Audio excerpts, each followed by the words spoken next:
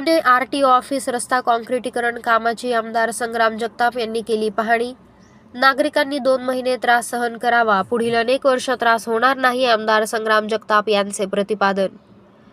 शहरातील डांबरीकरणाचे रस्ते पावसाच्या पाण्यामुळे वारंवार खराब होऊन मोठे मोठे खड्डे पडले आहेत, त्यामुळे नागरिकांना त्रास सहन करावा लागतोय।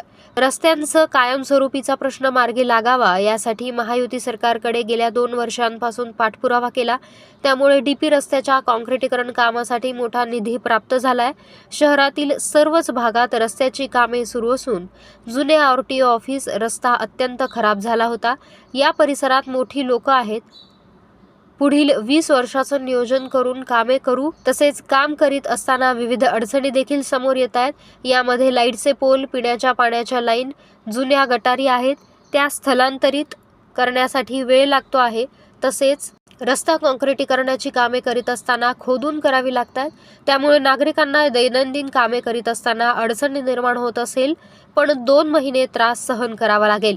पुढील अनेक वर्ष त्यानंतर त्रास होणार नाही, तरी नगर शहराच्या विकासासाठी नागरिकांनी सहकार्य करावं ही विनंती करत आहे। आपण सर्वजण मिळून विकास कामातून शहराचा कायापालट करू, असं प्रतिपादन आमदार संग्राम जगताप यांनी केलं।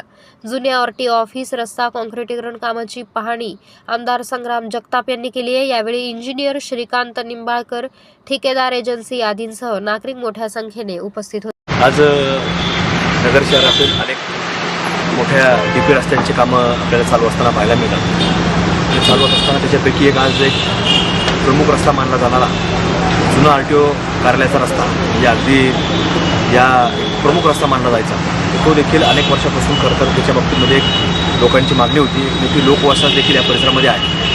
जुन्या आरटीओ कार्यालयाच्या मागं महेश नगरचा एक मोठा लोकवस्ती असणारा परिसर आहे, आणि मग त्याच्या बाबतीमध्ये देखील हा रस्ता आपल्या 150 कोटीमध्ये डीपी रस्त्यांमध्ये हा मंजूर झालेला आहे। त्याचे काम देखील प्रगतीपथावर आहे, आणि अशी अनेक कामं आपल्याला प्रगतीपथावर चालू असताना पाहायला मिळतात। नागरिकांना आमची विनंती असेल की आपण हा रस्ता आता खरं तर ही अशी रस्ते, अनेक रस्ते हे आपल्याला शहरामध्ये आपल्याला सुरू आहेत। अनेकांना दैनंदिन आपल्याला वर्दळ करत असताना देखील या रस्त्यांच्या कामाच्या अडचणीमुळे देखील आपल्याला पडता विलंब होतो, आपल्याला त्रास होतो।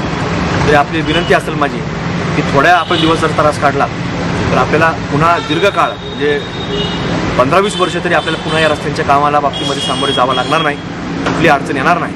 आणि जसं डांबरी रस्ते आपण करायचो तर पावसाळ्यामध्ये खराब व्हायचे, कितीतरी चांगले केले तर पावसाळ्यामध्ये खराब व्हायचे, पण हे रस्ते काँक्रीटचे झाल्यानंतर आपल्याला पुन्हा 20 वर्ष तरी काय होणार नाही। अशा प्रकारचं नियोजन हे खोदून चालू आहे, आणि खोदून करायचं म्हटलं तर शहर असतं, आणि शहरामध्ये ड्रेनेज लाईन असतात, केबल्स असतात, मोबाईलचे असतील, इंटरनेटचे असतात, किंवा पिण्याच्या पाण्याच्या अनेक लाईनी असतात। या सगळ्यांचं देखील वेगवेगळी अडचण ही आपल्याला होत असते।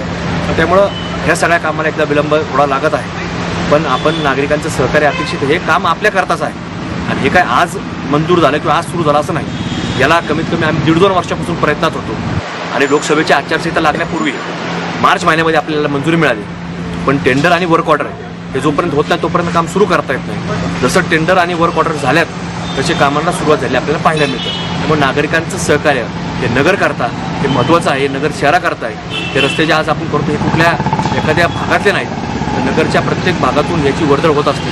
त्यामुळे आपल्या सर्वांकडून एक थोडं सहकार्य एवढंच आम्हाला लागतं।